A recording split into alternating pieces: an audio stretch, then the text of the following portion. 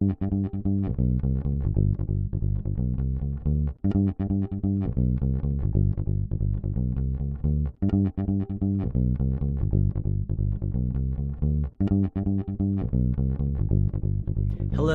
my name is Damon Friedman, co-founder and president of SOF Missions.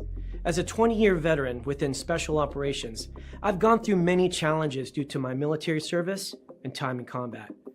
We felt called to start SOF Missions to serve our fellow brothers and sisters in arms, focusing on suicide prevention and resiliency. Our mission at SOF Missions is to empower warriors to find purpose and be resilient. Since 2011, when we started the organization, almost 3 million men and women have deployed to Iraq and Afghanistan. Unfortunately, the scars of war take a toll on their psychological, physical, social, and spiritual health. Many veterans feel a sense of hopelessness and a loss of purpose when they return to civilian life. They feel isolated and alone, unable to reconnect. And in the greatest of tragedies, over 20 veterans lose all hope and take their own lives. Our goal at SOF Missions is to provide veterans the tools and resources so that they don't become a statistic. We offer a unique approach to combating veteran suicide through a whole health, intradisciplinary model. The Be Resilient program is a 4-pillar methodology that addresses the areas of psychological, physical, social, and spiritual wellness.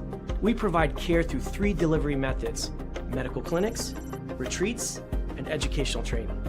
Since we started back in 2011, we have been able to reach veterans in all 50 states and have served over 3,000 veterans through the Be Resilient program.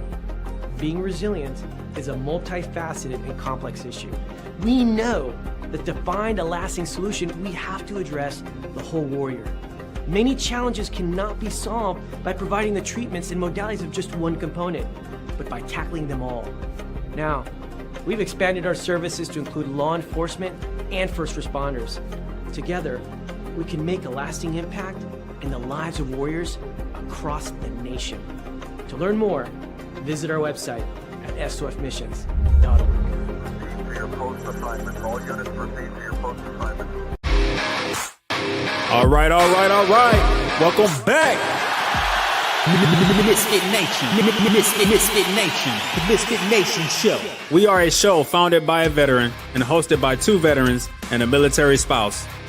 Our mission is to get people to tell their stories to the world. If you're an author, share your tips with the MisFitNation. If you're a musician or an actor, our audience needs to know how they too can get into the business. Coaches, we love our coaches. Come on and share your tips with the MisFitNation to help them become better versions of themselves. If you are a corporate leader or an entrepreneur, come on and show how you did it and how hard you have fought for success. If you are a veteran, first responder, or Gold Star family, we would love to have you come on and share your story with the MisFitNation. We always have time for you. If you're feeling down, alone, or starting to see the darkness, stop. Think about those who are around you. You are not alone. You will be missed. If you feel like your problems will be a burden to those in your inner circle or feel embarrassed, dial 988. If you are a veteran, take option 1. We need you to keep pushing forward. Don't make a permanent solution to a temporary problem. If you are a new listener, welcome to the MisFitNation show. Be sure to subscribe to our show on your favorite podcast app. Also on our YouTube channel at @the_MisFitNation. Subscribe and click the bell to keep you up to date on our latest episodes and all of our news. You can also find us on Heroes Media Group and About Face Radio. Now, let's get to the show!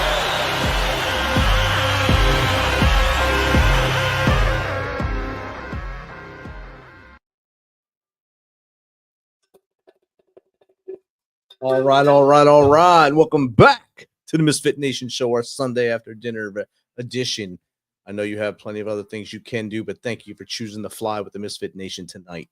Tonight we have a great guest, a warrior, a leader of soldiers.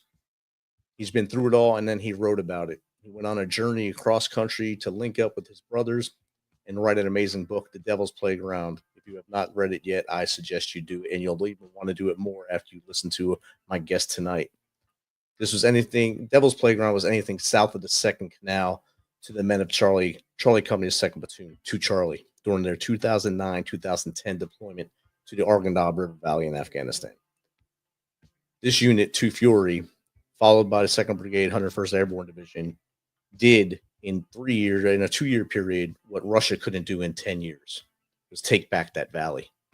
So I can't put it into words better than the person that's going to come on, since he was there and he fought this. So without further ado, let's bring in U.S. Army veteran Andrew Bragg and author of The Devil's Playground. Welcome, Andrew. Hey, thanks for having me. Hope I didn't botch that up too much for you there, but I gave you some kudos. I don't usually talk highly of the 82nd Airborne being 100, but your book, I told you as I was reading it, as I was going through it, I told you I was really impressed with the writing and how it was going. But I want you to tell the audience more about you right now, from the reason why you joined the Army and then how we got here. Okay. So I joined the Army right out of high school. I was just a patriotic kid. And after 9/11, it was set in stone, my decision to join the Army. So as soon as I graduated, signed up, and I was off to basic in less than 2 weeks from my graduation. That's an awesome trip right out of graduation. Did anyone in your family serve? Yeah, I actually had a bunch of not direct family members, but I had a great uncle who served in World War II. And then I have a lot of family lineage going basically through every conflict the country's been in. I didn't really know that going into the Army. I didn't learn that until speaking with my grandparents after I had joined. They had kind of shown me all the history.com stuff they came up with, and it was really cool to learn that I had become part of that history, at least with our family. It's a long lineage too, since every conflict the United States had. That's a long lineage. And you were actually in Afghanistan twice within basically a 2-year period with 173rd Airborne out of Italy or Germany, and then back into the States, going from Fort Bragg into 508th. How was that transition going from the solo brigade in Europe to a brigade within one of the most historic divisions in the Army? Well, we had mentioned earlier, everybody goes to the mothership. So the 173rd is a little bit smaller of a unit than the 82nd. So when you get orders to go PCS to Fort Bragg, everybody makes fun of you and tells you you're going to the mothership. But the thing that was most memorable to me was being back in America, because being part of the 173rd, we were stationed in Caserma Adderall. I can't remember that. I think that's the name of the camp, but it was in Vicenza, Italy. So it's not like, you can drive off post and go to Walmart. It's a great experience, but I missed my America amenities, and yeah. So coming back, PCS into Bragg, it was awesome. And then I got to be part of the 82nd Airborne, and go on this 2009-2010 deployment. I deployed with the 173rd in 2008 to 2007 to 2008. Was a 15-month deployment. We were in Paktika province, so that was like eastern Afghanistan in the mountains, and we got into a lot of shit during that deployment. Just heavy, like mountaintop to mountaintop conflict. It was completely different than the types of fighting we had in the Arghandab River Valley, but it was still pretty heavy. There's a documentary about the 173rd called Restrepo. That was during our time. That was 2nd Battalion's, 2nd of the 503rd. I think it was their Bravo company. But I was in 1st Battalion, so we were just south of the Korengal Valley in Paktika province. In Burmel was where we were located, and we were seeing the same stuff though. We were building our outposts out in the mountains and giving the enemy something to shoot at as they come over the Pakistan border. Yeah, nothing like being the target there for them and having find out which one of them is shooting at you from which angle of the mountain, and it's always a fun time. But then you transition down into Kandahar and the Arghandab River Valley ARV there. And how was your welcome there? I know in the book you lay this out. It's amazing how you lay this out in the book, how you did your right seat, left seat ride at COP Tynes. But you're also, I forget the name of the base you guys were at first before you went there. So let's start in there and start going through the making of the book and how we got there. Gotcha. Well, so with the 82nd, initially we were scheduled to deploy to Iraq, but then we had a change of mission and we got scheduled to go to Afghanistan. And when we got there, we didn't really have an area of operation of our own. So our battalion was just kind of scattered all throughout RC South.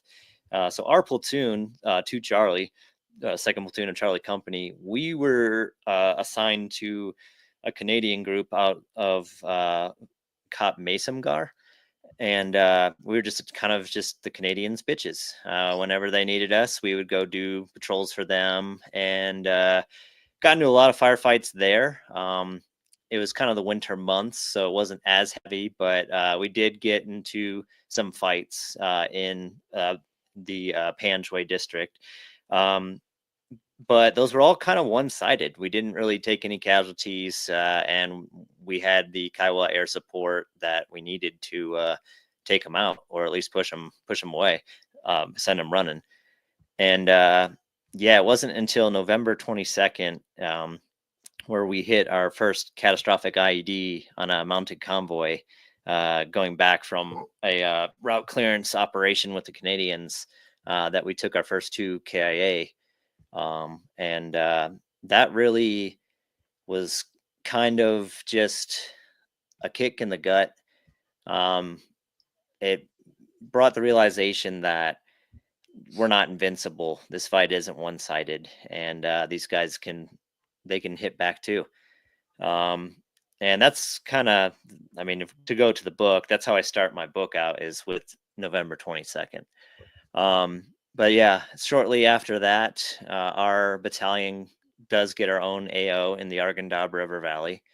And we transfer all our troops in. 2nd Platoon, we inherited a COP from the Stryker Brigade that was there before us. And it was basically just an abandoned Kalat. There's an abandoned school inside, which was provided some structure for us, but it was just mud walls. There was nothing really there. The guys before us, I don't know if they had just recently established it. I know they took a lot of casualties out of Burr and the villages to the south, but I don't know if they didn't have the time or the means to kind of fortify that outpost. But when we inherited it, we had to make some drastic improvements before the fighting season arrived. I know in the book you guys did some of that Army reappropriation in order to help build the COP up there, so you guys can have a livable space and a defendable place. Oh yeah, there was a bunch of acquiring materials that took place, and yeah, E4 mafia shenanigans and stuff like that. It's always good to have them in there. The sham shield comes in handy at great times. Sometimes it gets you in trouble. Sometimes it floats to the top, and you guys are good. You guys had I remember you had the kitchen made and all that, and plus you were able to build overwatch positions so you can see further down into the valley too. So that's a very good thing you guys were doing to build and sustain and maybe be defensible. Yeah, the objective of the valley was kind of saturation. That was kind of how you had to take ground or how you had to fight in the valley was basically just saturate it with troops. And our battalion, we didn't really have the numbers that we needed to do that. So we'd go out on patrols and try to take ground, but we'd have to come back to our outposts. So, we take ground and then we'd leave it, and we take ground and we leave it. But yeah, that's basically what our main objective was just saturate the area. There's constant foot patrols going on, just trying to catch any fighters that might be maneuvering, just catch them on the move. And yeah. You seem to be a point guy. A lot of the patrols you are either point or very close to that point of the tip of the spear, I should say, and on almost every patrol. How did that's a great big responsibility, but how did you feel doing that when you first got the opportunity to do it and then constantly doing it? Yeah, so I was a team leader for my squad, and I was alpha team leader. So usually alpha takes point. Some guys rotate, but I chose to just stay on point. I spent a lot of time and energy just memorizing the maps of the Arghandab, like looking at all the satellite imagery we had, and I knew that place like the back of my hand. My one of my old squad leaders, he would laugh and say he could give me a grid, and I wouldn't even have to look at a map. I could just go and get us there. um, but yeah, so I'd rather, how they say lead from the front, and I tried to do that. I didn't want any of my guys being the ones to step on any of the IEDs out there. If I could, I'd rather it be me. But yeah, that was kind of one of my motivations is it might as well be me, in the front. Cause I know my Bravo team leader, Mayor, he was a solid guy, and he would definitely, I could just count on him to take care of the guys if anything did happen to me or, my team. So, And you said you had a pretty solid team with you, based on the interviews that you put into the book and how it was the way the book is laid out. I'll let you explain how you did it and the interview process and putting it all together. It's amazing how you put it together. You almost feel like you're in the book when you're reading it, or if you're listening to it, the same thing. You feel like you're actually there, and you can. I know for me, having served in Kandahar, I can almost smell the stuff there when you were talking about it. So if you want to go through the process of what you had to do to get this all together, to get this book together and bring it out to the world. yeah. So after that deployment, I ETS'd out of the Army, along with a lot of other of our team leaders. We were all pretty much stop lost for that deployment. Some guys PCS to different units. The Army has a way of just spreading out its knowledge, right? So 2 Charlie had quite a bit of knowledge and experience, and they wanted to spread that out throughout the battalion, and throughout other units. So guys, when we got back, they either ETS, PCS, or got moved to different companies. Very few of the 2 Charlie guys actually stayed in 2 Charlie. But myself, I ETS'd and spent a lot of time just trying to run away from the idea of the valley. And it it always was a part of me, no matter how much I tried to ignore it and stuff. But 12 years went by, and there's a book that came out. It's called Bravo Company, and it was written by Ben Kessling.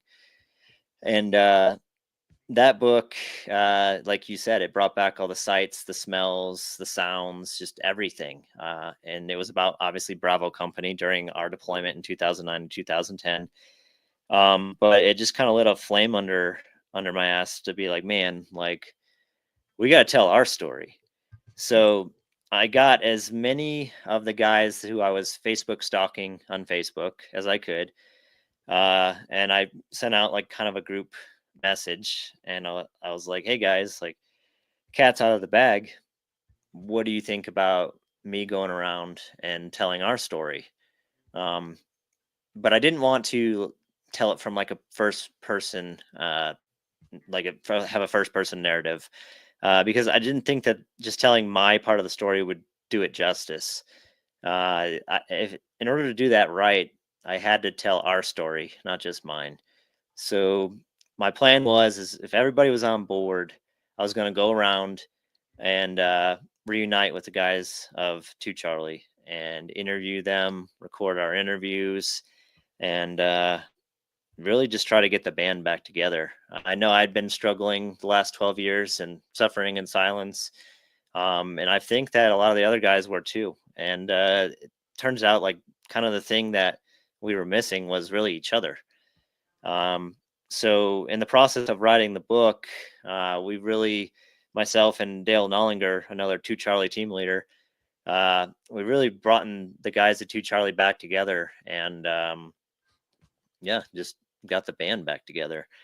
So after that group message on Facebook, everybody gave me the thumbs up, which I was surprised about because there had been pushback in the past. We've been approached by journalists and stuff about telling our story. There was an article in the Atlanta magazine about it was called The Last Patrol. It's actually what I titled my last chapter of my book was, well, not the last chapter, it's the second to last chapter, but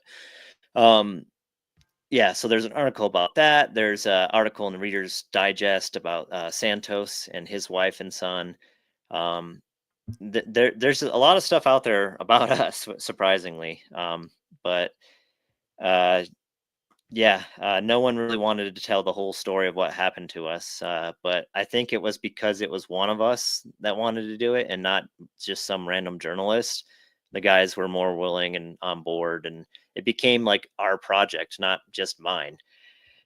So I took to the road and started mapping out where everybody was. And my route around the country was very similar to my routes in Afghanistan. I'd zigzag all over the place, like yeah. But yeah, I traveled the country from January to April, and reunited with 35 guys from 2 Charlie.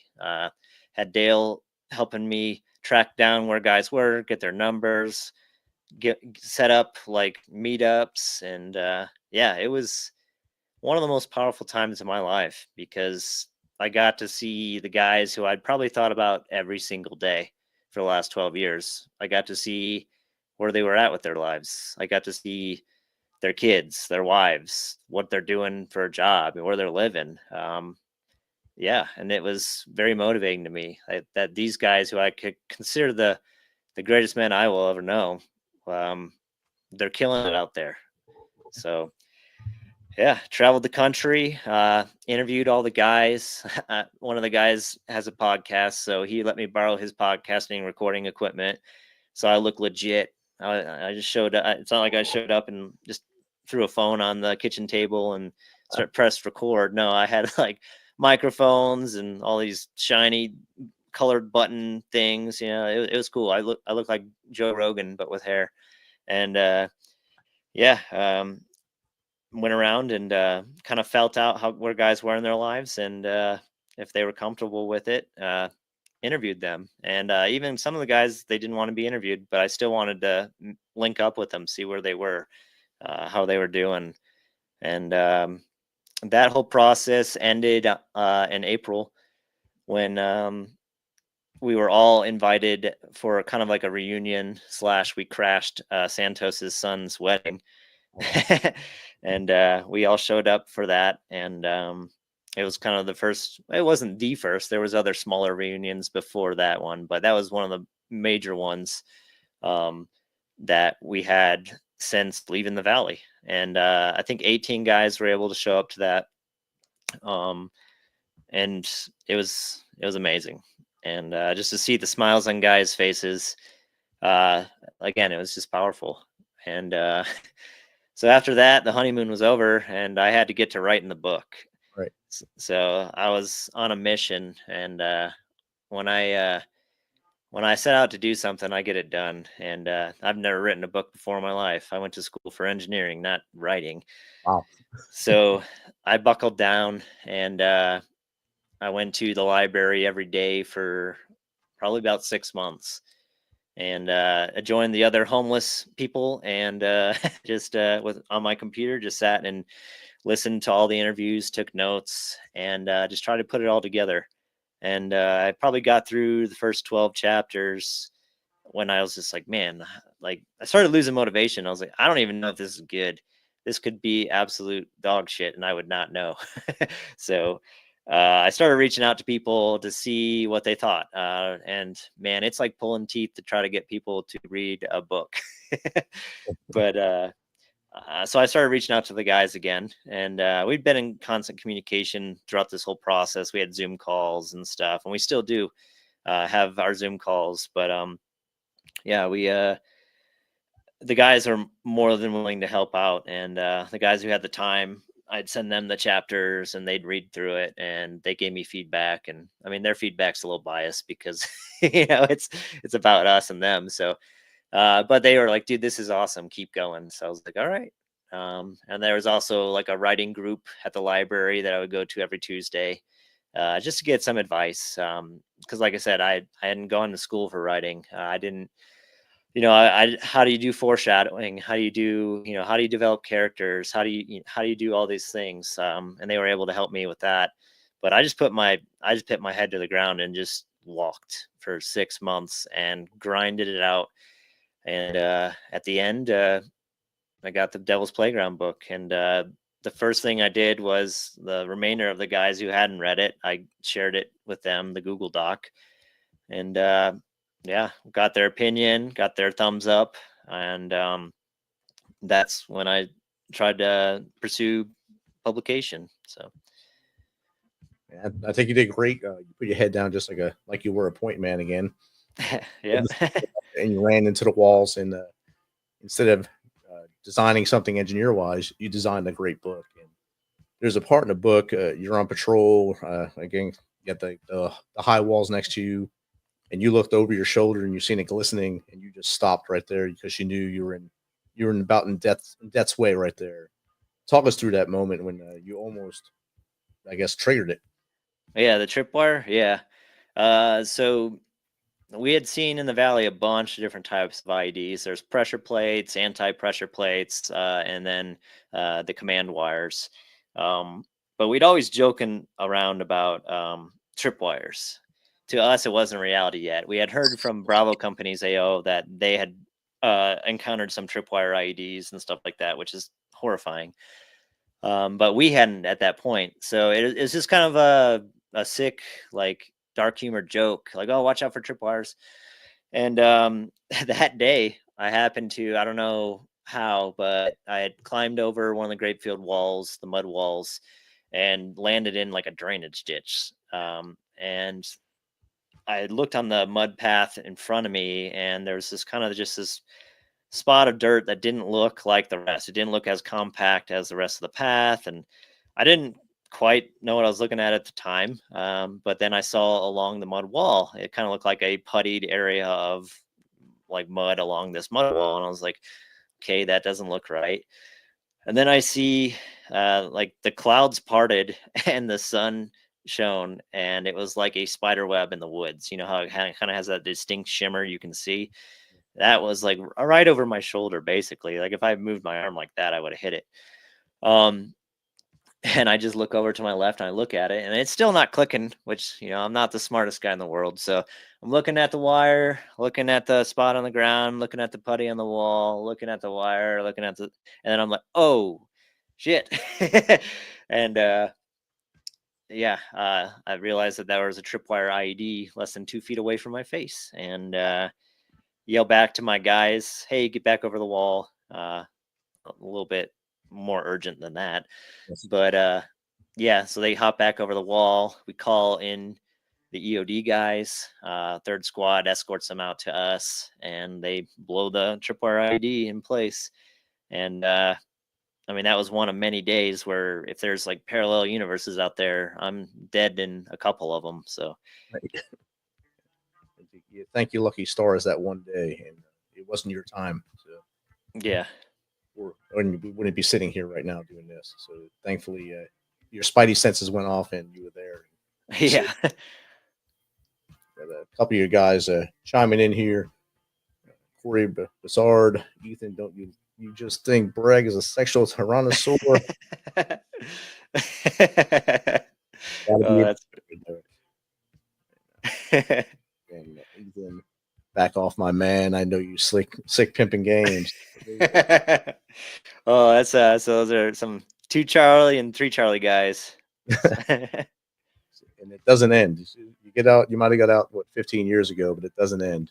That's the crazy part about it is, like, after 12 years, I didn't even know if guys would remember who I was. We hadn't talked in 12 years, but like I said, we all had thought about the valley probably every single day since then, and I had thought about those guys every single day since then. And when we did reunite with our reunion, or when I saw them, it was like a day that, or it was like not a day had gone by. You know, it's like I saw them yesterday, and they were the same assholes they were back then. I'm talking about you, McDaniel. Things do not change. No, I love those guys, and yeah, like I said, they're probably, I hold them in the highest regards. They're probably the greatest men I will ever know. So to have them back in my life after that 12-year gap has been monumental to me. my Tuesday host, Jake Holland, he's an EOD guy. I always call him Hurt Locker because that's the best movie in the world. You know this. And he just asked, did it take EOD 6 hours to get there?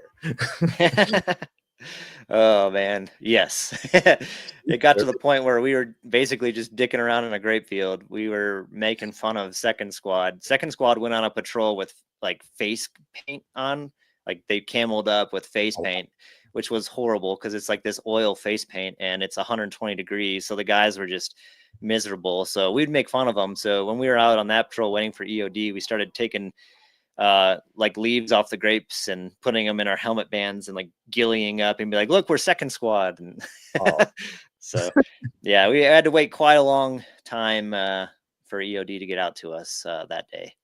That's about right. So they're probably putting their hair products in and getting ready to film their favorite movie, Hurt Locker, at that time. Oh yeah.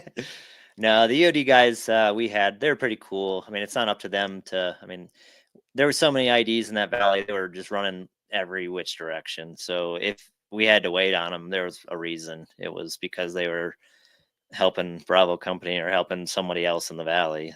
They were strung out pretty thin. So yeah, they're probably actually thinner than you guys were. Like you said, you guys are trying to saturate a valley with one battalion, and there are probably one platoon or less, or two teams of EOD guys out there to support that entire valley. So, yeah, we poke fun at them, but you still got to give them help. Just same as your guys giving you help. Yeah, they it's crazy because after one of the EOD guys that was there the day of my tripwire, he reached out to me after he read the book and gave me this folder with like basically all their photos, and in it there was the day of my tripwire. So I have pictures of my tripwire that I keep in my phone because that's one of those days. You count your lucky stars, like you said. Yeah, Jorge Jerome said he feels like Bragg still telling us to climb 10-foot walls. Yeah, so the guys always make fun of my routes. I took the path of most resistance because I figured that's where the IEDs would not be.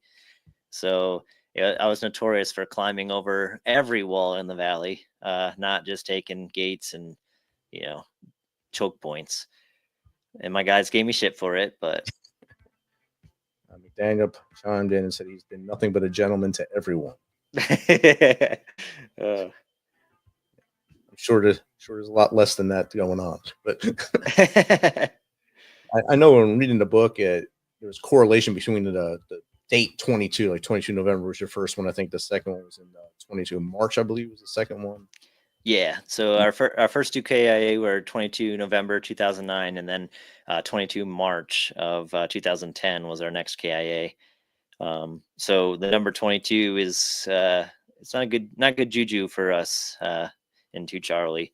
We're kind of superstitious about it. Like we don't even make dental appointments on the 22nd of the month. It kind of sucks that that's the number that everyone throws around with our brothers and sisters losing their battle is 22 as well. Yeah, that's just, it adds to the superstition, right? And even there's like one guy asked me if I've ever read the book Catch 22, and I'm like, no, I've never heard of it. So like, man, 22 just shows up everywhere. So as you went through and you suffered loss, of course, I want you to say their names because those are your guys. But the first one was Platoon Sergeant, right? It was the first one you guys lost. So the first two guys were Tynes and Nolan. So we had Sergeant Nolan and PFC Tynes, and those guys were in Panjwai district. They weren't in the Arghandab. And then as we moved into the Arghandab, our first KIA in the Arghandab was Santos, Sergeant First Class Santos, who was AKA Dad. He was our platoon sergeant, and he was the mortar to the bricks, if you will. He kept us knuckleheads in line and held us together, and really showed us what it meant to be a leader in a way. He was just a stellar NCO, and you could just really tell he cared a lot about us, and he became Dad. We even jokingly called him Dad. And so when we lost him, I had spoken earlier about how when Tynes and Nolan died, that was, the realization that we're not invincible. When we lost our platoon sergeant, that was the realization that it could happen to anybody. If it happened to Dad, your rank didn't keep you safe, your position in the platoon didn't keep you safe. Anybody was fair game. So he was such a just cornerstone to our platoon that when we lost him, we weren't lost for long because we did have good leaders that were remaining. Like we had a lot of good team leaders, like Sergeant Brown, Sergeant Nullinger, Flannery, Sergeant Flannery, Sergeant McPherson, Sergeant Mayer, and we had good squad leaders too. So we were able to kind of step up our game, and I don't want to say fill that role because you can never fill that man's shoes, but we took what he instilled into us, and I think that's kind of one of the things that got us through that valley. Is that like the guys that we lost, everything we learned from them got the rest of us through. Right. You had Lovelace, I believe it was shot in the face. Yeah, Loveless got shot in the face. We name of the chapter in the book's just called "The Day Loveless Got Shot in the Face" because that's what we refer to it as. I don't know. There wasn't a name of like the operation or anything. No, it's just the day Loveless got shot in the face. And he was actually one of the guys who I was unable to track down. I believe last we heard was he went on some sort of mission, like a religious mission. So I don't know if he's out there. I'd love to hear from him, but At least he was still with us and able to do a mission like that. So that's good. yeah, I remember yeah, and then the title of the chapter when just it kicked back to me. So. Yeah, we nicknamed him Heavy Face because he had a big head and it was always canted to one side. So when we found out that he was going to be okay, we kind of jokingly, that dark humor, and we're like, oh, maybe the round, knocked him, straight. So it didn't. It didn't help. No. You guys kept patrolling even after he lost Sergeant Santos that day. You guys went on you patrolled every day. You guys were out there every day, and then even going into the handover with a 320th later in your deployment, you guys were still on edge and trying to get them to understand the dangers of the valley and that the valley always wins. And how long did it take for you guys to understand that the valley always wins? And then what did it feel like when you were trying to tell them and it just wasn't sinking in? It's kind of frustrating. Because you just spent, for us, it was 10 months prior to, in that valley fighting. And the guys replacing, this is cyclic because I feel like it's like this with every rip, but the guys coming in feel like they know what they're going to do and they know, what we did wrong and they know it better. Right. Where you're trying to tell them, hey, this is what we've been dealing with so that they could learn from your mistakes and stuff like that. And it just didn't seem like they were taking it as serious as we wanted them to. We might have been assholes about it, but it was a very serious situation. We had lost our platoon alone had taken 6 KIA and 14 wounded. So this wasn't just a JRTC, let's go out and, it wasn't the one-sided fight that we had experienced in, Mesumgar. It always felt like we were losing. And like you said, we had taken so many casualties and we hadn't gotten any reinforcements. So our platoon was basically down to a squad and a half at one point, to which, you have to have guys go out on patrol. You have to have guys be part of a quick reaction force to react to the guys on patrol if they get hit by an ID or ambushed or both. And you have to have guys stay in the towers out, back at COP Tynes. So there was a period of time where you were either going out on patrol to get shot at, you were on QRF to go respond to the guys getting shot at, or you're sitting in the tower. And we'd leave skeleton crews back at COP Tynes. We just didn't have the manpower.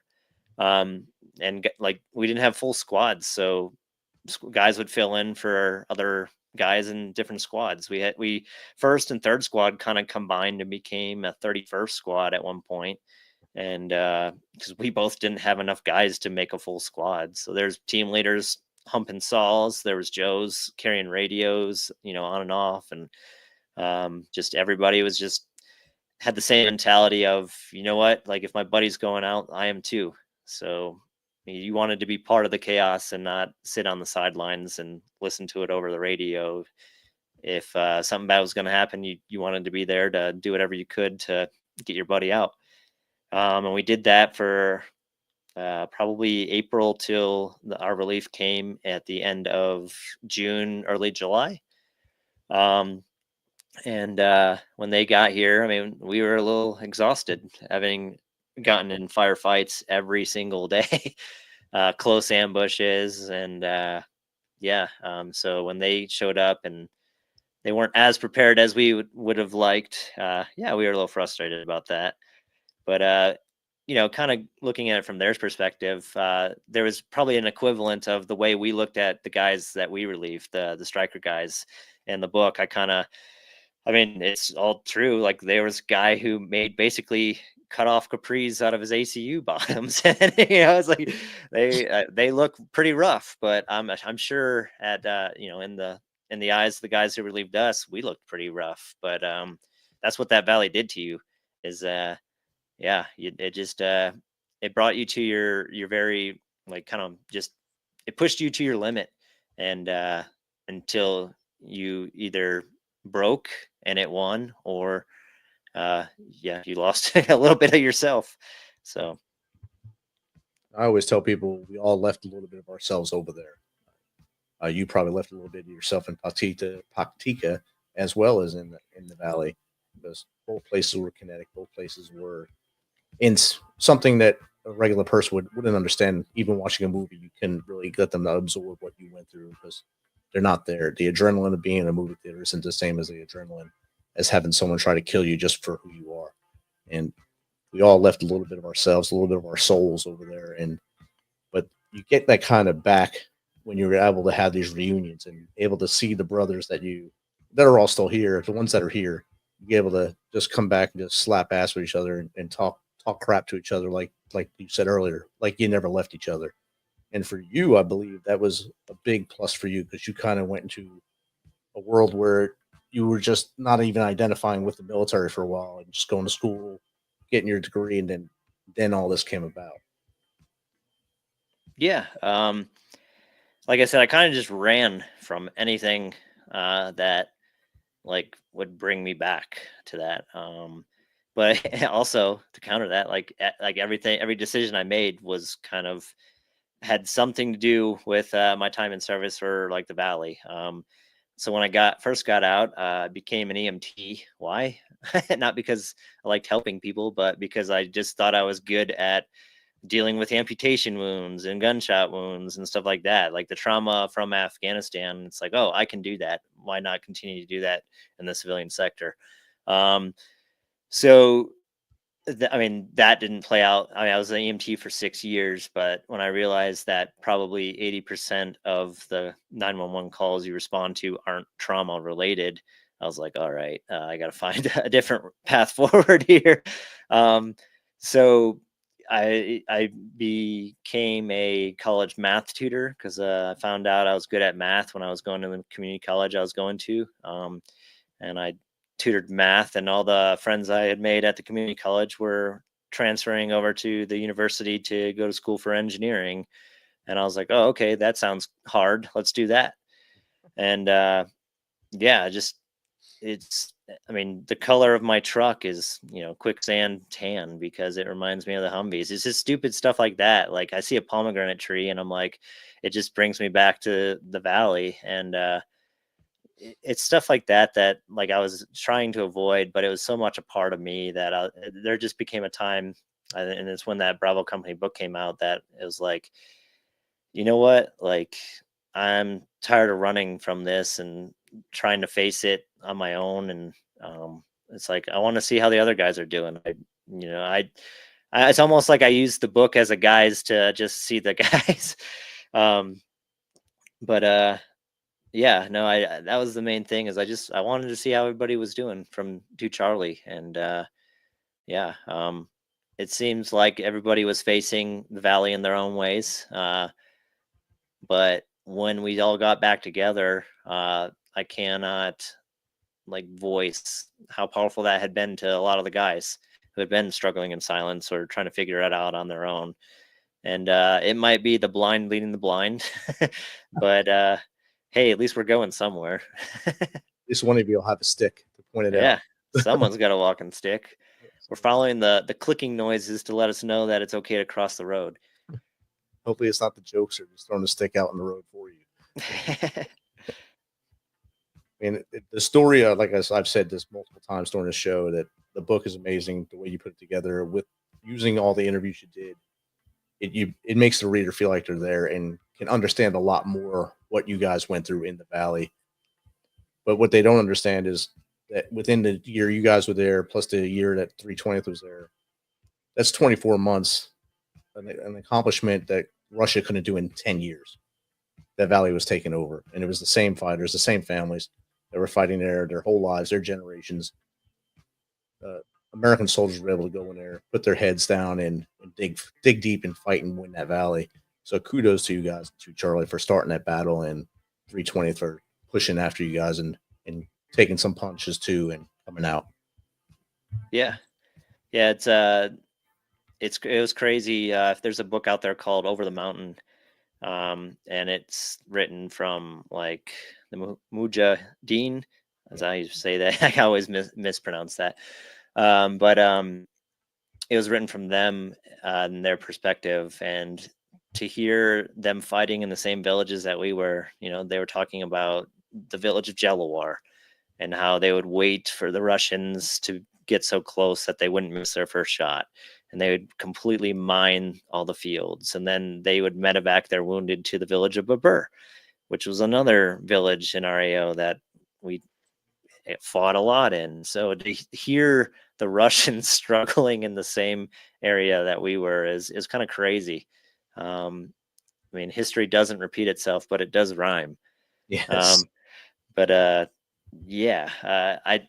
I would like to, I mean, we did what we could with the numbers that we had, but you can read the Sons of the Arghandab to figure out, or to find out what happened after we had left the valley. And those guys were able to establish outposts in those villages like Babur and closer to Tarak Kalacha and stuff like that we were not able to, just because, like I said, we were running a squad or 2.5 squads of guys in one of the biggest AOs in our battalion. So, but both the books, I think, it's the Bear Goes Over the Mountain and Mountain something. One's written from Russian perspective, one's written from Mujahideen perspective. Yeah, we had to read both of them before we went back to Kunar to advise, since we're closer to the mountain. And every book I read on Afghanistan just told me it's a burial ground, and we're going to fight. We're going to leave, just like all the other tribes before us. Did you ever feel that tribal mentality as you guys were battling with your brothers, and then now we got to go, and this is just all going to go right back to him, and then seeing it happen a couple of years ago? Well, so one of the guys in our platoon was there during the withdrawal of Afghanistan, and he actually got to watch like the live ISR feed of the Arghandab being taken back. So like the AMP outposts just being overrun and stuff like that. So that was kind of shitty, but in the back of our heads, it was like, you kind of always kind of knew that it was going to end up like that. But that doesn't belittle what we did there. At least I don't think so. I know a lot of guys have a different opinion on things like that, but I know I was there for the guy beside me. I didn't care about the geopolitics going on. I was there for the guys at 2 Charlie, and I know they were there for me. So, but Where I stand too, people said, "Are you angry?" So we all kind of seen it coming. We knew it was going to happen. Even when we trained them, we knew what was going to happen. The way I look at it is like, you have a kid, right? You have your son, and he wants to play T-ball. So you get him all the best T-ball equipment. You get him private lessons. You invest all this time and energy into it. And then the first game he shows up, he doesn't even want to step up to bat. He just quits. It's like, no, you get out there and you swing away. I don't care if you strike out, you freaking swing. But yeah, that's how I kind of see it. So yeah, I get guys' frustrations and stuff like that, but I think a lot of the people that are most frustrated were the gold stars and thinking that yeah, I understand that. because for no reason, basically. But if you were there, you understood. Like you said, we don't deal with the things at 1600 or above up there in DC. That's not our problem. That's not our deal. Our deal is right here and here, and bringing everyone around me home. That was my goal. Kunar and Kandahar, I lost my only soldier in combat in 4 deployments. So my soul was there, and his soul was there, but the show is here because of him. So we got to keep driving forward. Yep. And that's kind of what we're trying to do with the guys at 2 Charlie, but we're trying to expand and get all of Charlie Company and yeah, just help get guys' stories out there. William Yeski helped me get our story out there. He introduced me to the publisher because I don't know if you've ever tried to get something published. It's a pain. Yes. I was reaching out to publisher to publisher to publisher, and then contacting literary agents to try to represent me. And yeah, it was not working. So finally, Yeski introduced me to a casemate and kind of held the door open for me. And I really appreciate that. And I kind of tried to do the same for Fontenot, and it's about getting stories out there and getting guys back together. And I mean, you don't have to write a book to reunite with your guys, but hopefully we can set the example here with these what we were doing, and guys will kind of see the benefits of what we've experienced, and they'll want that same thing, so they'll kind of follow suit and reach out to their guys, because that's really what it takes, is guys reaching out to guys.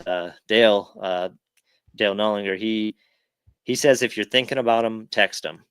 And I took that to heart, because there's been times where, like I mean, every single day I'll think about one of the 2 Charlie guys, and over those 12 years, it's like I just never reached out, and I don't know why we do that, but that's a common thing amongst all veterans, is we just don't reach out. I don't know if we just don't want to bother our buddies, or maybe we're still running, but I just encourage you, if you're thinking about a buddy, just send him a text. If he's busy, he won't reply, or he'll wait until he's not busy. But you'd be surprised at how powerful just reaching out could be for a guy that isn't stuck in a hole, or needs just some help. Definitely. And you hit the nail on the head there. If you're thinking about them, reach out to them. And even if they don't answer right away, or they don't answer at all, they get that text, it's probably making their day, or their week, or their year even. That, hey, Bragg texted me. He still thinks about me. This dude's awesome. That's it. And you did something right that day. Yeah. One win each day. That's all we need. And they start stacking them up, so everyone's with us tomorrow. And Andrew, this is great chatting with you about the book, about your career, about the drive to write this book as the point man you are. Where do we go from here? Well, like I said, the guys at 2 Charlie are we're all continuing our reunions now. We're trying to do annual reunions. We did the one reunion after I did the traveling of the country at Santos's son's wedding. That was kind of our first major one. Then after I had written the book and got it published, I threw kind of a book release party in Colorado. My friends who were really supportive of me, they wanted to do something nice for me, so they threw it for me. I just reached out to everybody to see if they would come, and everybody did. So me writing this book was kind of me showing up for the guys at 2 Charlie, and them coming to Colorado and showing up for me. That was awesome. I really appreciate those guys doing that for me, and just celebrating just our story, and those guys being proud of what we did, and just proud of this book. It meant a lot for me. We had, I think it was 30 guys at Colorado. Yeah, and some guys brought their spouses, some guys brought their kids. Like it was awesome. And yeah, so we had a reunion in Colorado. We had a little get together back at Fort Bragg, North Carolina. So we found our way back to the mothership once more. There was the Airborne and Special Operations Museum was doing a book release thing for us. So we had I think 9 guys show up to that. But the coolest part about that was we went on Fort Bragg, and Dale Nollinger is still in kind of contact with the battalion commander of the 2nd 508. So he got us on post, and the guys were in ITC, so they are out area J. So we got our asses up at 5 o'clock in the morning, got into one of those white vans, and drove out to area J. And you got these old men walking around area J looking for 2 Charlie, the current day 2 Charlie guys who were in a patrol base, and all getting out of their fart sacks, and they had just woken up, and there's these old guys in their patrol base. So they're like, what the yeah, like what is going on? And it was just really cool to see the modern day guys that I got to meet 2-1 Alpha. Like that was me. I got to talk with him. We got to talk to the company commander of Charlie Company. We got to talk to the platoon leader, platoon sergeants, and just seeing those guys, it was cool, and just hanging out with them. It's just the same shit, but a different uniform. They're still doing the same stuff we were doing. They just got a cooler multi-cam pattern. And they have some pretty sweet nods. We were able to play around with those. Those are cool. But yeah, so and other guys have reached out to me since the book had come out. So there was a guy who used to be the PL for Charlie Company 2nd Platoon, and they hadn't really known about what we had done in the Arghandab River Valley. They knew about that deployment because obviously we took a lot of casualties as a battalion, but they didn't really know the exact story. So after reading the book, I've had one of those guys reach out to me and be like, man, I'm so proud to be part of this unit and this history. And man, I can't tell you, like, it makes me tear up every time I hear that, because it's like, now I'm the old guy that's wearing the hat that it has all my chest melt, it's like I don't do that, but I feel like that, but it makes me proud to know that these younger guys are proud of us and what we did. And when you walk into the company CP and your photos are on the wall, it's not just B-roll. Like when we had that, I thought it was just, it's some random B-roll stock footage. No, it was, oh yeah, that was along the 2nd Canal. That's Sergeant Rosa. Like that's the R240 team. So yeah, so that was pretty cool to see that. Yeah, but we're in the works for our next reunion. There's obviously some organizations out there that could help with that. We've been doing everything out of our own pockets and our own dime. But we're starting to try to reach out to not just 2 Charlie guys, but try to get all of Charlie Company and do like a Charlie Company reunion. See if we can get some traction on that. And it's really just been about getting the guys back together for me. Seeing the guys' faces, and yeah, I wrote a book, but yeah, that's to me, it's just about continuing. I mean, now we have the momentum, right? We're moving, so we got to keep moving and just keep being there for the rest of the guys. 2 Charlie. Outstanding. It's been great chatting with you about the book, about 2 Charlie.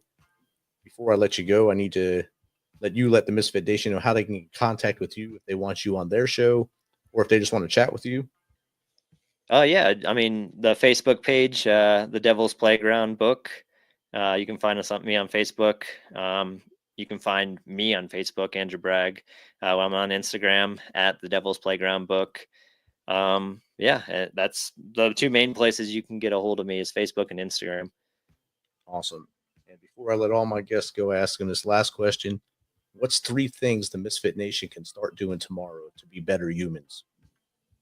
To be better humans? Yes. Well, like I said, if you're thinking about, or what Dale Nullinger basically said is, if you're thinking about them, call them or text them. That right there, I think, could make us all be better humans. Is if you're thinking about a friend or a loved one, reach out to them. And one of your brothers had jumped in here when I asked about how to find you, and this is going to make you laugh. I'll put it up there for you. You can find Bragg on Grindr. That's pretty funny. I deleted that account. Under a different name now. Yeah. Well, brother, it's been great chatting with you. If you ever want to come back on and tell me where you guys are now or in the future, you're more than welcome to come back on. This has been an awesome chat. Yeah, absolutely. Thank you for having me. Awesome. Have a great night. Yep, you too.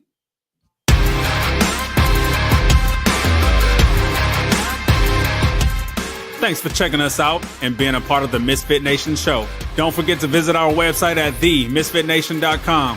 That's themisfitnation.com. Check out all our past episodes and get some of the great Misfit Nation gear for you and your family. As always, be humble, stay hungry, and keep hustling because we are Misfit Nation. Misfit Nation.